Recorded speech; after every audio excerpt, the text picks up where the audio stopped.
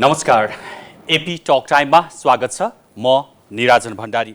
AP talk टाइमको आजको श्रृङ्खलामा हामी नेकपा माओवादी केन्द्रको आगामी कदम र माओवादी केन्द्रले अहिले गरिरहेको काम र समसामयिक राजनीतिक अवस्थाको विषयमा कुराकानी गर्दैछौँ। र यस विषयमा कुराकानी गर्न आज हामीसँग हुनुहुन्छ नेकपा माओवादी केन्द्रका केन्द्रीय सदस्य एवं सांसद सुदन किराती।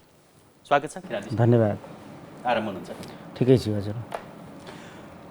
अब पार्टी ठुलो उत्साहका साथ एकीकरण भयो, तत्कालीन माओवादी केन्द्र र एमाले नेकपा बन्यो।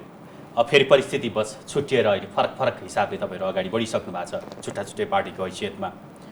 कतिपय पार्टी कार्यालयहरू एमाले तालचा लगाएर राखिसके जो पहिला माओवादीको थियो होइन। अब यसरी सरसर्ती हेर्दा माओवादीलाई चाहिँ अलिकति ठुलै खालको धक्का परे हो कि अहिले अब फेरि पनि सङ्गठन कसरी विस्तार हुन्छ माओवादीको, एक हिसाबले भन्दा माओवादीलाई ठुलो क्षति भयो भन्ने प्रकारको जुन अहिले कुराहरू भइरहेको छ नि। अब तपाईँ एकजना माओवादीको प्रतिनिधि गर्ने युवा नेता पनि हुनुहुन्छ होइन। कार्यकर्ता तहमा कतिको निराशा छ अहिले माओवादीहरूमा? यो समय अलिकति छोटो पनि भयो बाटोको कारणले गर्दाखेरि म सिधै विषयमा म प्रवेश गर्न चाहन्छु, अलिकति पनि पृष्ठभूमि नबाँधिकन। 62-63 को जनआन्दोलन पछाडि शान्ति प्रक्रियादेखि हामी यहाँसम्म आउँदाखेरि गम्भीर क्षति माओवादीलाई भएको छ र अहिलेसम्म हेर्दाखेरि संसदीय व्यवस्थाको फेलियर पार्टी चाहिँ माओवादी नै देखिएको छ। किन भन्दा राजनैतिक एजेन्डा चाहिँ माओवादीको स्थापित हुँदै जाने, गणतन्त्रदेखि सङ्घीयता, धर्मनिरपेक्षता, समानुपातिक समावेशी, यी सबै माओवादीको एजेन्डा। तर नेतृत्व र पार्टी चाहिँ सुके मसाल लागे जस्तो किन भइराखेको छ? यो गम्भीर प्रश्न छ हाम्रो अगाडि। अब तपाईँलाई यो पनि भनौँ, अहिले हामी यति ठुलो कोरोना सङ्कटमा छौँ। कोरोना सङ्कटमा यति धेरै मान्छेहरू मरिराखेको छ, भेन्टिलेटर पाएको छैन, आइसियु पाएको छैन, मान्छेले अक्सिजनसम्म सामान्य कुरा पाएको छैन। यो माओवादी फेलरको कारणले हो। किनभने ओलीले त गर्दैन भनेर नै हामीले हिजो क्रान्ति सुरु गरेको हो नि त। सबभन्दा बढी गरिब जनतालाई तपाईँको चिन्ने नै माओवादी हो नि त। तर आज माओवादीले ती सारा गरिब जनतालाई छोड्दाखेरि, माओवादीको नीतिले छोड्दाखेरि, कार्यक्रमले छोड्दाखेरि र आज घोर संशोधनवादीको पुछार भन्दाखेरि, संसदवादीको पुछार भन्दाखेरि आज सम्पूर्ण रूपले माओवादी नै फेलियर भएको जस्तो मलाई चाहिँ लाग्छ। मैले तपाईँलाई सोध्न खोजेको जुन प्रकारको एउटा उत्साह एक प्रकारको केन्द्रदेखि गाउँसम्म भइसकेको थियो, अब नयाँ सिराबाट चल्छ कम्युनिस्ट आन्दोलन भन्ने, फेरि त्यसमा ब्रेक लगाएर नयाँ अवस्था, पुरानै अवस्थामा फर्किनु पर्यो जुन नयाँ भयो पार्टीको लागि पनि। कार्यकर्ताहरू के भन्छन् अहिले? कतिको निराश छन् अथवा अन्यल कतिको छ? तपाईँलाई म भनिहालौँ, मलाई चाहिँ उत्साह थिएन। पुरानो चिजहरू एक ठाउँमा जोडेर नयाँ बन्न सकिने स्थिति नेपालमा छैन। त्यो त तपाईँ व्यक्तिगत रूपमा थिएन, सानै होस्, पुरानो भन्दा पनि विचार नयाँ, तपाईँ नीति नयाँ, कार्यक्रम नयाँ बनाएर तपाईँको चाहिँ जानुपर्ने स्थिति छ। पुरानोहरूलाई जोडेर नयाँ बनाउने कुरामा चाहिँ मलाई चाहिँ भित्रैबाट त्यति ठुलो उत्साह थिएन। तर जनतालाई के भ्रम थियो भने अब कम्युनिस्टहरू एक भयो, यिनीहरूले गर्छन्, जनजीविकाको सन्दर्भमा यिनीहरूले स्ट्रङली कार्यक्रमहरू ल्याउनेछन्, राष्ट्रियताको सन्दर्भमा दृढताका साथ यिनीहरू उभिनेछन् र अहिलेसम्मका सारा क्षतिपूर्ति अब कम्युनिस्टहरूले मिलेर गर्नेछन् भनेर जनतालाई भ्रम पारियो। त्यतिखेर भोट चाहिएको थियो। जब हामी तपाईँको चाहिँ एकल सरकारमा दुईटै बहुमतको छेउछाउ आइसकेपछि हामीले कार्यक्रमहरू अगाडि सार्यौँ। नितान्त हामी जनविरोधी, किसान र मजदुर विरोधी तपाईँको हामीले कार्यक्रमहरू अगाडि सार्यौँ। त्यहीदेखि तपाईँको चाहिँ यसले हुन्थेन भन्ने मलाई चाहिँ स्पष्टै म थियो र मैले हरेक तपाईँको चाहिँ नीति तथा कार्यक्रमदेखि लिएर बजेटहरूमा पनि मैले आफ्नो कुरा राख्दै आएको थिएँ। अब माओवादीको सङ्गठन हेर्दाखेरि एक प्रकारको खिएर सानो भइसके जस्तो देखिन्छ होइन। अस्तित्वै कतिपय ठाउँमा त अब पार्टी गाभिसकेपछि माओवादीको अस्तित्व नै सङ्कटमा पर्यो भन्छन्। अब अहिले त्यसलाई फेरि पुनर्ताजगी दिनुपर्ने अवस्था छ। पार्टीको सङ्गठनात्मक सुदृढीकरणको अभ्यासमा पछिल्लो राजनीतिक घटनाक्रमसँगै के काम भइरहेको छ अहिले? अब यहाँ छलफल सुरु भएको छ। हामीले गम्भीरताका साथ छातीमा हात राखेर 62-63 पछाडि जब हामी शान्ति प्रक्रियामा आएर यहाँसम्म आउँदाखेरि हामीले गरेको कुराको गम्भीरताका साथ समीक्षा गर्नै पर्छ। गिरिजा प्रसाद कोइराला बाँचिन्जेल गिरिजा प्रसादको आँगनमा हामी बस्यौँ। दोस्रो संविधान सभा तपाईँको तेस्रो पार्टी आएर भएर आइसके पछाडि सबभन्दा बढी चिन्ता हामीलाई संविधानको हामीलाई मात्रै लाग्यो, अरूलाई लागेन। काङ्ग्रेस र एमाले मिलाउनुमा हामी तल्लीन भयौँ। तर अहिले तपाईँको चाहिँ कम्युनिस्ट पार्टी एकता तपाईँको चाहिँ भएर आइसकेपछि हाम्रो नेतृत्व बालुवाटार रुङ्ने मात्रै भयो, केपीको आँगन मात्रै रुङ्ने भयो। जनता मजदुर किसानको त वास्ता भएन यहाँ, होइन? दिन दैनिक तपाईँको चाहिँ जनताको समस्याहरूमाथि जनजीविकामाथि त हाम्रो ध्यानै गएन। त्यसले के गर्छ भन्दाखेरि अब यी सम्पूर्ण कुरामा तपाईँको समीक्षा गरेर नयाँ विचार, नयाँ नीति, नयाँ कार्यक्रमद्वारा मात्रै हामी अगाडि बढ्न सक्छौँ। सङ्कल्प र प्रतिबद्धताले मात्रै अब अगाडि बढ्न सक्ने स्थिति छैन। अरूको कुरा गर्दिनँ, हाम्रो कुरा मैले गरेको हो। अरूले त गर्छ भन्ने कुरा आशै थिएन र नै हामीले क्रान्ति गरेको, यति ठुलो बलिदान गरेको। त्यही त संसदीय व्यवस्थालाई नै खास नरुचाउने, यो व्यवस्थालाई नै परिवर्तन गर्नुपर्छ भन्ने हिसाबले तपाईँहरू आउनुभयो, आन्दोलन गर्नुभयो, यत्रो मान्छेले ज्यान पनि गुमाए त्यो समयमा। फेरि संसदीय व्यवस्थामा आएर यसरी तपाईँहरू डुब्नुभयो कि अब त्यहाँबाट फर्किन सक्ने अवस्था पनि छैन र सबभन्दा बढी विफल पनि तपाईँहरू नै देखिनु भएको छ, होइन? यसलाई कसरी आत्मसमीक्षा गर्दै अगाडि बढ्ने योजना छ अब माओवादीको? हामीले तपाईँको चाहिँ शान्ति प्रक्रियामा आउँदाखेरि हामीले पारदर्शी हाम्रो तपाईँको चाहिँ विधि र नीति बनाएर हामी आउन सकिनौँ। हामी एउटा तपाईँको विधि र नीतिबाट जनयुद्धमा संलग्न थियौँ। सोझै तपाईँको शान्ति प्रक्रियामा र संसदीय गतिविधिमा तपाईँको आउँदाखेरि हामीले सोझै हाम्रो नीति र विचारलाई बोक्नु सक्ने तपाईँको विधि बनाउन सकिनौँ। हाम्रो समस्या यही नै भयो। त्यसो भएको हुनाले हामीले सञ्जीवनी बुटी हुने पहाड बिर्सेका छौँ। अबको निर्विकल्प तपाईँको चाहिँ हाम्रो उपाय भनेको नै हामीले सञ्जीवनी भएको पहाड फर्किनुपर्छ। त्यो भनेको मजदुर र किसानहरू हुन्, ती भनेको देशको शोषित पीडित जनताहरू हुन्। आज पनि धेरै छ माओवादीलाई माया गर्ने मान्छेहरू गाउँमा, तर तिनीहरूसँग हामीले सम्बन्ध विच्छेद गरिसकेका छौँ। घोर संसदवादी भएर हामी आज हिँडिराखेका छौँ। अरूको कुरा समग्र राजनीतिक प्रक्रिया कस्तो छ? सांसदहरू तपाईँको चाहिँ यो संसदीय व्यवस्थामा माफियाको फाइल बोकेर हिँड्छ। हाम्रो कर्मचारी सङ्गठनको नेता के सांसदहरूको के कुरा? तपाईँ पनि सांसद हो, हामी हाम्रो कुरा गर्छौँ। अब तपाईँहरूको माओवादी नै सरकारमा रहँदाखेरि पनि तपाईँहरूको मन्त्रीहरूले पनि त्यही काम गर्छ। म यही कुरा गर्दैछु। समग्र राजनीतिक तपाईँको चाहिँ परिस्थिति त्यस्तो छ। त्यहाँ हामी सहभरण हुन खोज्यौँ, तर कतिपय कम्युनिस्ट भन्ने तपाईँको चाहिँ नामधारीहरू शिक्षा र स्वास्थ्यमाथि व्यापारको धन्दा चलाएर मोटाएको छ। हामी शिक्षा र स्वास्थ्यमाथि ठुलो व्यापार बन्द गर्नु सक्ने स्थितिमा त छैनौँ, तर त्यहाँ गएर दलाल गर्ने काम हामीले पनि गरिराखेका छौँ। म तपाईँलाई अलिकति सरस्वती भन्छु, हामी सांसदहरू माफियाको फाइल बोकेर हामी मन्त्रालय धाउँछौँ। हाम्रो तपाईँको चाहिँ 40 वर्ष पुगेको विद्यार्थी नेताहरू शैक्षिक गुणस्तरको कुरा गर्दैन, उनीहरू प्राइभेट शिक्षाको मालिकसँग गएर तमसरण गर्छ, आफ्नो विद्यार्थीहरू त्यहाँ लगेर पढाउँछ भने जनताले हामीलाई कसरी तपाईँको चाहिँ पत्ता त्यहाँको चन्दा खाएर उबस्छ। हाम्रो 50 वर्षको तपाईँको चाहिँ युवा नेता भन्नेहरू आज ह्याप्पी बर्थडे टु यु भनेर कार्यकर्ताले तपाईँको चाहिँ फेसबुकमा उसको फोटो तपाईँको चाहिँ के भन्ने अपलोड गरेन भने उसलाई कालो सूचीमा राख्छ। हामी कुन प्रवृत्तिमा छौँ? हाम्रो कर्मचारी सङ्गठनको नेताहरू सरुवा र बढुवामा तपाईँको घुस खाइराखेको छ। हामीसँग भएका शिक्षकहरू तपाईँको चाहिँ स्कुल पढाइराखेको छैन कि हामीले यस्तै खालको पार्टी बनाउनु खोजेका थियौँ। त्यही त अब 52 सालमा पनि तपाईँहरूले यही कुरा गरेर जङ्गल बस्नु भएको थियो।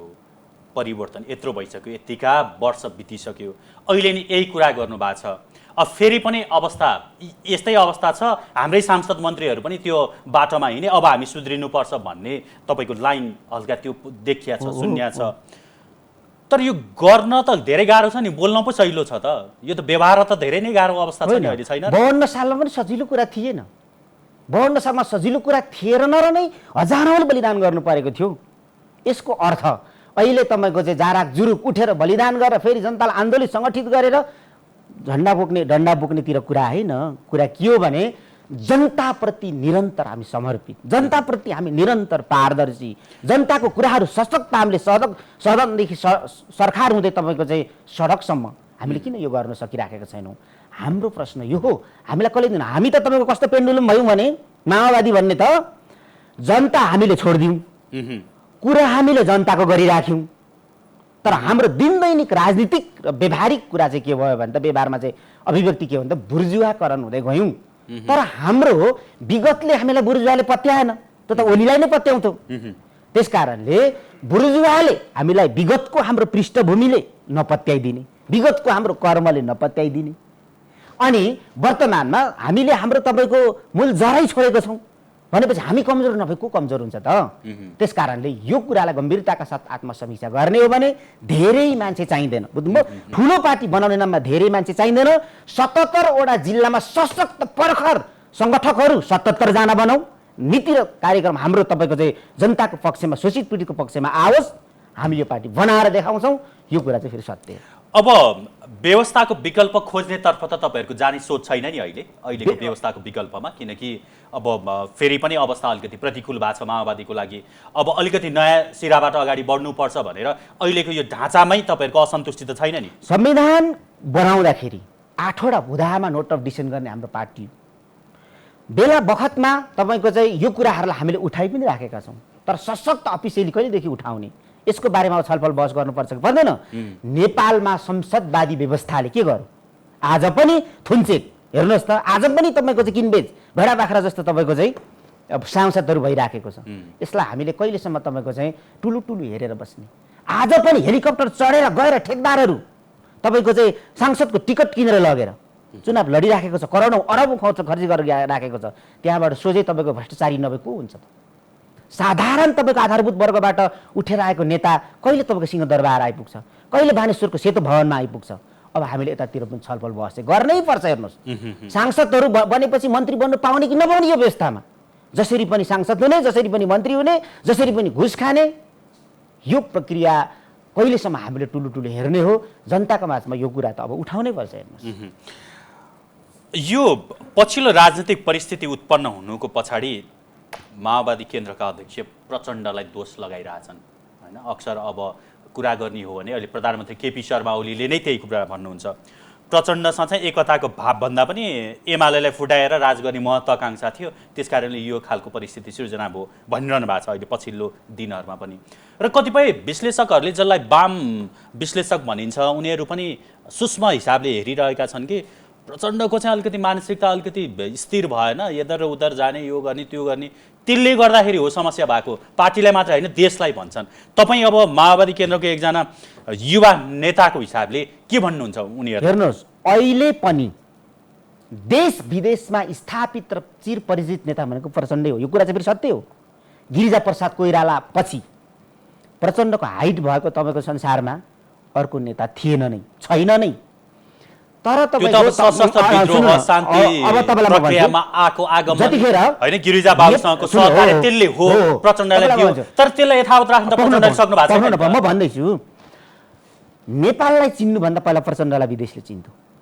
नेपाल भन्ने देश कहाँ पर्छ भन्दा जहाँ प्रचण्ड छ भनेर चिनिन्थ्यो। जति बेला प्रचण्डले सशक्त ढङ्गले क्रान्तिको नेतृत्व गरिराखेको थियो।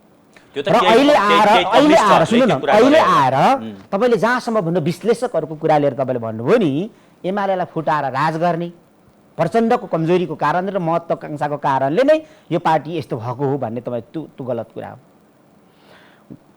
कुरो चुरो कहाँ खुस्किएको भने हामीले जनताको आधार छोडेको र हामीले मौखिक रूपमा चाहिँ हामीले जनताको कुरा गरेको, हाम्रो प्रतिवेदन र हाम्रो तपाईँको प्रतिबद्धताहरूमा हामीले जनताको कुरा उठाएको, तर त्यो हामीले प्रतिबद्धता र प्रतिवेदनको आधारमा सरकारले काम गर्न नसकेकै हो। अब जनताको पक्षमा छिटो गर्नुपर्छ भन्दा प्रचण्डले तपाईँको पार्टीभित्र न्यु खोजे जस्तो देखिएको हो। अब जनताले पत्याइहाल्ने स्थितिमा पनि हामीले त धरातल छोडिसकेका थियौँ। बुर्जुवाहरूले साथ गर्ने कुरामा पनि हामीलाई पुरानो विरासत लगी पनि मैले भने हामीले पत्याउने स्थिति थिएन। त्यसकारण यो स्थितिमा आइपुगेको हो। गलत कुरा हो। यो महत्त्वाकांक्षा कुर्सीको कारणले चाहिँ होइन, मुख्य कुरा चाहिँ प्रवृत्ति र तपाईँको चाहिँ विचारकै कारणले हो। तर विचारलाई उठाउने तपाईँको चाहिँ हामीले आधार पाइनौँ। हाम्रो गाउँघरमा भन्नुहुन्थ्यो क्या, बिहेमा गएर लात्ता खेल्ने, अर्को एक पक्षले पछाड कि पछाड भन्ने, अनि अर्कोले के भन्छ, उसले लडिरहेकोले चाहिँ के भन्छ भने तेरो बाजेले खुट्टै टेक्नु दिएको छैन अनि कसरी लडाउनु भन्छ अरे क्या। खुट्टा टेक्ने ठाउँ चाहिँ गुमाइसकेको। अनि जनताको कुरा गरेर तपाईँको चाहिँ केपी उसलाई जित्नु सक्ने स्थिति थिएन। उसलाई तपाईँको चाहिँ दलाल नोकरशाहीले त उसलाई त ठुलो बल दिइराखेको थियो। त्यो आकाङ्क्षाको कारणले भन्ने कुरा चाहिँ गलत हो। मतलब प्रचण्डकै कारणले पार्टी फुट्यो र अहिलेको परिस्थिति आयो भनेर नेताहरू लगायत जतिभाइ व्यक्तिहरूले भनेका छन् नि।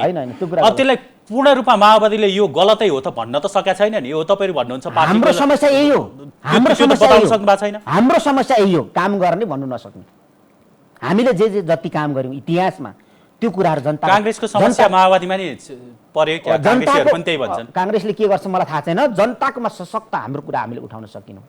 पछिल्लो समयमा पनि तपाईँको चाहिँ जति यो तपाईँको राजनीतिक उपलब्धिहरू भएर आए, यो माओवादीको बलिदानको कारणले गर्दाखेरि हो भनेर हामीले कहिले भनेनौँ। त्यो युगसम्म 63 सालदेखि तपाईँको यहाँ 63 सालदेखि अगाडिको कुरा र यो संविधानमा यो नारालाई स्थापित गर्ने कुरा मात्रै गर्ने अन्त प्रचण्ड त युगको शिखर पुरुष हो। यो कुरालाई हामीले किन भन्न सकिनौँ?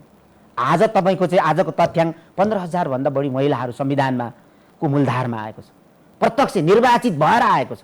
दलितहरू 7-8 हजार, तपाईँको सीमान्तकृतहरू 7-8 हजार आएको छ भनेपछि यी सारा कुरालाई हामीले गर्न सकिनौँ। जस्तै यत्रो ठुलो विद्युत सङ्कटको बेलामा तपाईँको जनार्दन शर्माको नेतृत्वमा विद्युत तपाईँको सङ्कटमुक्त भयो, यो कुरालाई हामीले गऱ्यौँ भन्न सकिनौँ। हाम्रो सरकारले गर्नु भन्न सकेन, त्यतिखेर प्रचण्ड तपाईँको चाहिँ प्रधानमन्त्री थियो। त्यस्तो सङ्कटको बेलामा पनि त्यस्तो स्थानीय चुनाव सुरु गर्ने, संविधानको कार्यान्वयन गर्ने प्रचण्ड त्यो कुरा पनि हामीले भन्न सकिनौँ। त्यस्तो सङ्कटको बेला पनि तपाईँको आर्थिक वृद्धि दर 7 तपाईँको चाहिँ अङ्कमा पुर्याउने प्रचण्ड थियो, यो कुराहरू हामीले भन्न सकिनौँ। गरेको काम पनि भन्न नसक्ने हामी कति निरीह कहाँ भयो भन्दाखेरि हामीले हाम्रो जनताको बलै फुस्कायौँ। एमाले अथवा भनौँ नेकपासँगको विवाद मिलाउने हिँड्ने नेताहरूको घर खालि पुलको काम मात्रै भयो। खालि अर्को अर्थमा भन्दाखेरि त हामी अलिक भतुवागिरी भयौँ कि के हो? अर्काको आँगन चार्ने, मिलाउने, सबभन्दा बढी संविधानको चिन्ता हामीलाई हुने। त्यही संविधानको धारा टेकेर गएको राष्ट्रपति र प्रधानमन्त्री संविधानलाई निरन्तर भत्काउनुको निम्ति लागेको गर्ने। अनि हामीलाई चाहिँ संविधानको चिन्ता हुने किन? हामीले संविधानको बढी चिन्ता हो, हामीले बलिदान गऱ्यौँ, नेपाली जनताले बलिदान गर्यो हाम्रो नेतृत्वमा। तर अब जनवादी गणतन्त्रको नाराले मात्रै लोकतान्त्रिक गणतन्त्र नेपालमा आएको भन्ने कुरा हामीले किन नबुझ्ने? समाजवादी तपाईँको चाहिँ आन्दोलनको तपाईँको चाहिँ कार्यक्रमलाई सशक्त नेपालमा बनाउने हो भने आफै नेपालको तपाईँको चाहिँ संविधानको रक्षा हुन सक्छ। त्यो ठाउँमा तपाईँको स्वाभाविक रूपमा केपी ओलीहरू जस्तो आज संविधानमाथि प्रहार गरेर हिँड्ने मान्छेहरू स्वाभाविक रूपले आउनुपर्छ। हामीले यतातिर कहिले पनि सोचिनौँ।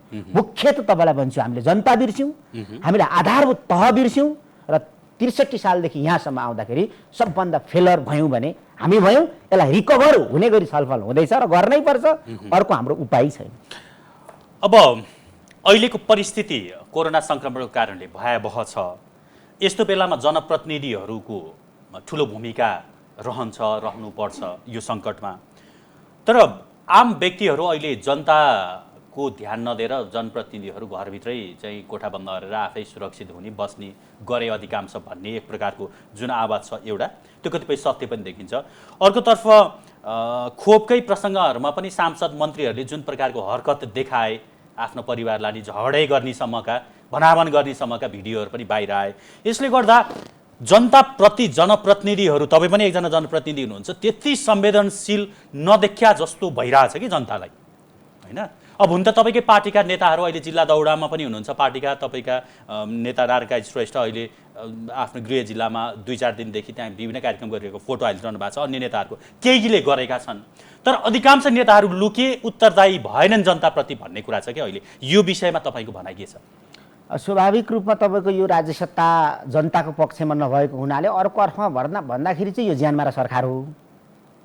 तपाईँले कोभिड-19 को महामारीमा हिजोको तथ्याङ्कसम्म तपाईँले हेर्दै आउनुहुन्छ भने र कोरोना महामारी तपाईँको चलिराखेको बेलामा केपी ओलीको भेस्ट लगाएर नारा लगाउँदै गर्दादेखिको संसदमा भएको हरकतहरू, अनि तपाईँको चाहिँ अध्यादेशबाट गर्नु खोजिएको पार्टी विभाजनको कार्यहरू, सांसद अपहरण गरेर तपाईँको चाहिँ नेपालकै शिर निहुराउने काम गरेको, यी सारा तपाईँको तथ्यहरूलाई तपाईँको जोडेर हेर्दाखेरि यो सरकार जनताको पक्षमा छैन। जनता र देशप्रति जनप्रतिनिधिले पनि अहिले के गरेछ भने यो भएको सरकारको सिस्टमलाई बलियो बनाएर सिस्टम मार्फत जनतालाई सेवा पुर्याउनु पर्नेमा आफ्नो पदको दुरुपयोग गरेर आफैले सिलिन्डर बोकेर आफ्नै घरमा राखेर जनतालाई पुर्याउने नाममा भोटको रक्षा गरिराखेको छ। यस्तो भोटको राजनीति हामीले कहिलेसम्म गर्ने? जनता मरिराखेको छ। आवश्यकताको आधारमा तपाईँको चाहिँ त्यो स्वास्थ्य सामग्रीहरू पुर्याउनु पर्ने, सिस्टमलाई बलियो बनाउनु पर्ने, पारदर्शी बनाउनु पर्ने, छिटो छरितो बनाउनु पर्नेतिर हाम्रो जोड छैन। खाली जोड के छ भने एक कार्टुन तपाईँको मास्क लगो, 2टा सिलिन्डर लगो, फोटो लायो, फोटो खिच्यो, फेसबुकमा लगायो, यस्तो खालको तपाईँको झोडबाजीले हामी कहाँ पुग्छौँ? टोटल राज्य सत्ता तपाईँको फेल भएको तपाईँको चाहिँ महसुस अहिले जनतालाई भइराखेको छ भनेपछि यस्तो खालको के भन्ने संसदीय व्यवस्थाको डकैती शैली हो, यो गुण्डागर्दी शैली हो। यो गुण्डागर्दी शैलीलाई तपाईँको अन्त गर्नुपर्छ।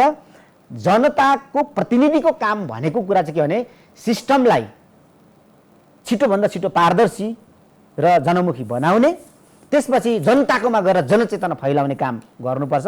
त्यो पुगेको छैन भने तपाईँको यो प्रश्नले ममा फेरि अर्को एउटा तपाईँको चाहिँ उत्सुकता तपाईँको म आफैमा चाहिँ जागो, सबैमा जाग्नुपर्छ, त्यो चाहिँ गर्नुपर्छ। जनचेतना फैलाउने काममा बढी अग्रसर हुनुपर्छ र नीति निर्माणमा अग्रसर हुनुपर्छ। अब समय सकिएको छ, कुराकानीको विषय त धेरै थियो, अलिकति ढिला पनि आज सुरु गरेँ हामीले कार्यक्रम। तपाईँको समय र विचारको लागि म AP1 टेलिभिजनको तर्फबाट धेरै धन्यवाद दिन चाहन्छु। हस्, धन्यवाद। दर्शकबिन, उहाँ हुनुहुन्थ्यो नेकपा माओवादी केन्द्रका सांसद सुदन किराँती र माओवादी केन्द्रका केन्द्रीय सदस्य पनि हुनुहुन्छ उहाँसँग हामीले अहिलेको परिस्थिति र माओवादीको अबको भूमिकाको विषयमा कुराकानी गऱ्यौँ। उहाँसँगको यही कुराकानीसँगै AP टक टाइमको समय आजको लागि सकिएको छ। हामी सबैलाई बिदा दिनुहोस्। AP1 हेर्दै गर्नुहोला। नमस्कार।